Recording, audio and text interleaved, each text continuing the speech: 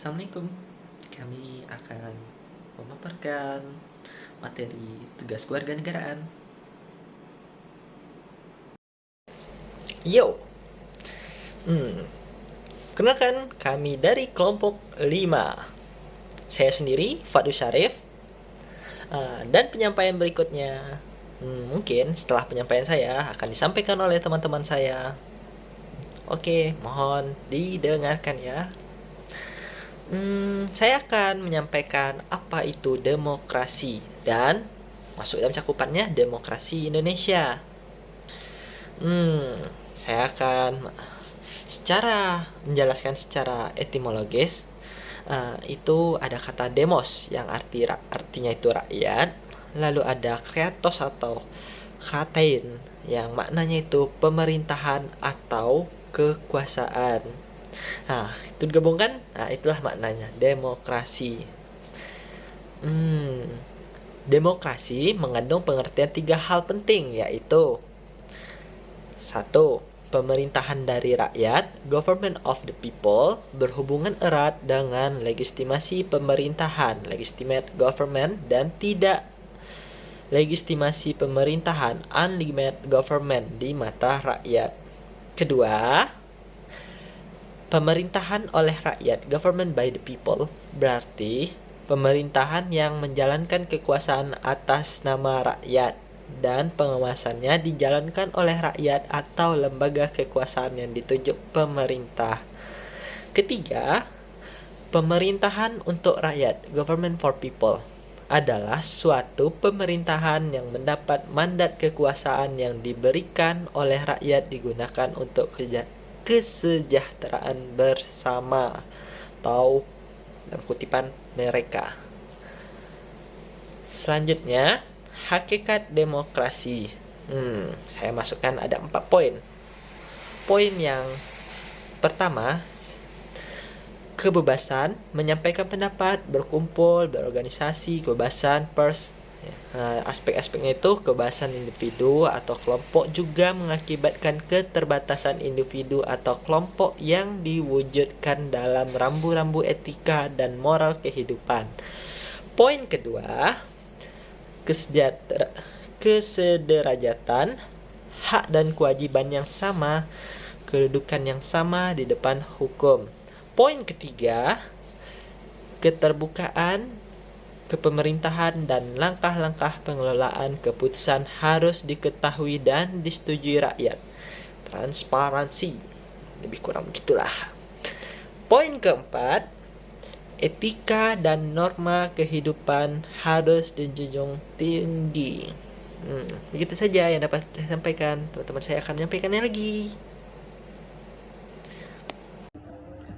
Saya Muhammad Fajar dengan NPM 2008260219 melanjutkan presentasi dari teman saya. Nah, di sini kita masuk ke prinsip demokrasi.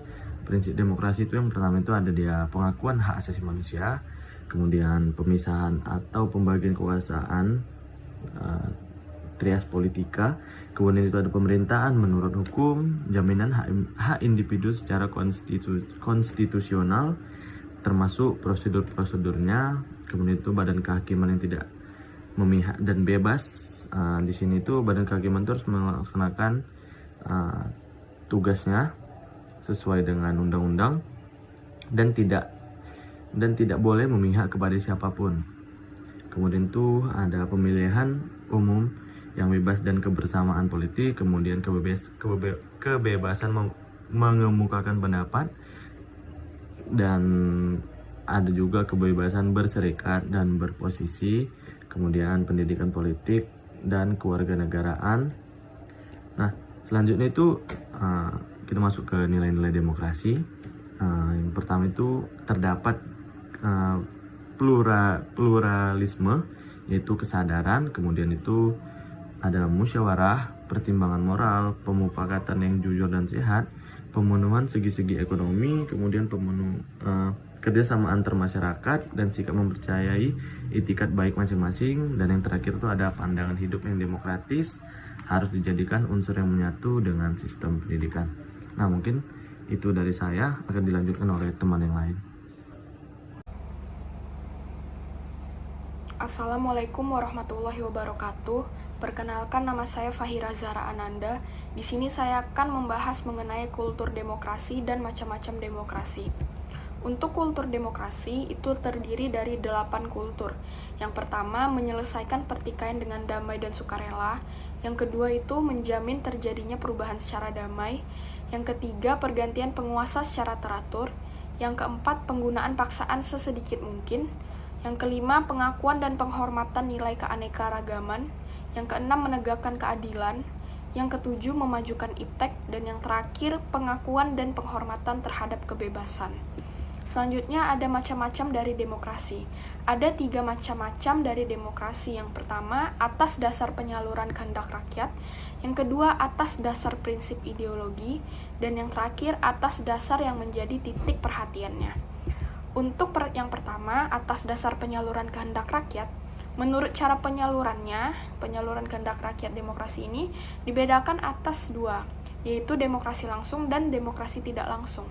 Demokrasi langsung adalah paham demokrasi yang mengikut sertakan setiap warga negara dalam permusyawaratan untuk menentukan kebijaksanaan umum negara. Sedangkan demokrasi tidak langsung adalah demokrasi yang dilaksanakan melalui sistem perwakilan. Penerapan demokrasi ini berkaitan dengan kenyataan suatu negara yang jumlah penduduknya banyak, wilayahnya luas, dan permasalahan yang dihadapinya semakin rumit dan kompleks. Lalu selanjutnya, macam demokrasi yang kedua itu adalah atas dasar prinsip ideologi. Berdasarkan paham ini, terdapat 2 bentuk demokrasi, yaitu demokrasi konstitusional dan demokrasi rakyat. Demokrasi konstitusional itu adalah demokrasi yang didasarkan pada kebebasan atau individualisme. Ciri khas demokrasi konstitusional itu adalah kekuasaan pemerintahannya terbatas dan tidak diperkenankan banyak campur tangan, dan juga bertindak sewenang-wenang terhadap warganya. Kekuasaan pemerintah dibatasi oleh konstitusi. Lalu yang kedua, itu demokrasi rakyat. Demokrasi rakyat disebut juga demokrasi proletar yang berhaluan Marxisme, komunisme. Demokrasi rakyat mencita-citakan kehidupan yang tidak mengenal kelas sosial. Manusia dibebaskan dari keterikatannya kepada pemilikan pribadi tanpa ada penindasan atau paksaan. Akan tetapi, untuk mencapai masyarakat tersebut dapat dilakukan dengan cara paksa atau cara kekerasan. Lalu yang terakhir macam demokrasinya yaitu atas dasar yang menjadi titik perhatiannya. Dilihat dari titik berat yang menjadi perhatiannya, ini demokrasinya dapat dibedakan menjadi 3, yaitu demokrasi formal, material, dan gabungan. Demokrasi formal itu untuk negara-negara liberal. Ini maksudnya merupakan demokrasi yang menjunjung tinggi persamaan dalam bidang politik tanpa disertai upaya untuk mengurangi atau menghilangkan adanya kesenjangan dalam bidang ekonomi tersebut. Lalu yang kedua, demokrasi material. Ini berlaku untuk negara-negara komunis. Demokrasi material yang dimaksud ini merupakan demokrasi yang menitik beratkan kepada upaya-upaya menghilangkan perbedaan dalam bidang ekonomi, sedangkan persamaan bidang politik ini kurang diperhatikan dan bahkan kadang-kadang dihilangkan. Yang terakhir yaitu demokrasi gabungan. Ini berlaku untuk negara-negara non-blok. Maksud demokrasi gabungan ini adalah demokrasi yang mengambil kebaikan serta membuang keburukan dari demokrasi formal dan demokrasi material. Assalamualaikum warahmatullahi wabarakatuh. Nama saya Tasyana Mira Taufik. Di sini saya akan melanjutkan presentasi demokrasi di Indonesia. Dalam Undang-Undang Dasar NRI tahun 1945 tidak penyebutan kata demokrasi secara eksplisit atau tersurat, akan tetapi nilai-nilai demokrasi termuat dalam batang tubuh pasal 2 Undang-Undang NRI tahun 1945. Nilai-nilai demokrasi misalnya dapat dilihat dalam ketentuan pasal 1 ayat 2 Undang-Undang Dasar 1945 yang menyatakan bahwa kedaulatan berada di tangan rakyat dan dilaksanakan berdasarkan Undang-Undang Dasar. Selain itu, nilai-nilai demokrasi juga dapat dilihat dari ketentuan pemilihan umum dalam pasal 22E Undang-Undang Dasar 1945 yang berasaskan luberjurdil serta pemilihan kepala daerah secara demokratis. Perkembangan demokrasi di Indonesia. Perkembangan demokrasi Indonesia dapat dibagi dalam 4 periode. Yang pertama, periode yang pertama 1945 sampai 1959. Masa demokrasi parlementer yang menonjolkan peranan parlemen serta partai-partai. Yang kedua, periode yang kedua tahun 1959 sampai 1965. Masa demokrasi terpimpin yang dalam banyak aspek telah menyimpang dari demokrasi konstitusional dan lebih menampilkan dominasi presiden dan terbatasnya peran partai politik serta peran ABRI sebagai unsur sosial politik semakin meluas. Periode yang ketiga pada tahun 1966 sampai 1998, masa demokrasi Pancasila era Orde Baru yang merupakan demokrasi yang lebih menonjol arogansi kekuasaan. Periode keempat itu pada tahun 1999 sampai sekarang. Masa demokrasi Pancasila, demokrasi konstitusional era reformasi dengan berakar pada kekuatan multipartai yang berusaha mengembalikan perimbangan kekuatan antar lembaga negara, antar eksekutif, legislatif, dan yudisial. Dan yang selanjutnya adalah dinamika demokrasi Indonesia. Sebuah desain besar Indonesia yang demokratis telah diletakkan dan mulai dijalankan. Namun, masih menghadapi berbagai kejadian yang belum mencerminkan kehidupan demokrasi yang cerdas dan bermakna. Penggunaan kebebasan masih sering melampaui batas kepatutan dan hukum, serta bahkan ada yang mengarah ke anarki. Perbedaan pandangan dan kepentingan masih sering disampaikan dengan cara yang tidak berbudaya dan acap kali menggunakan kekerasan.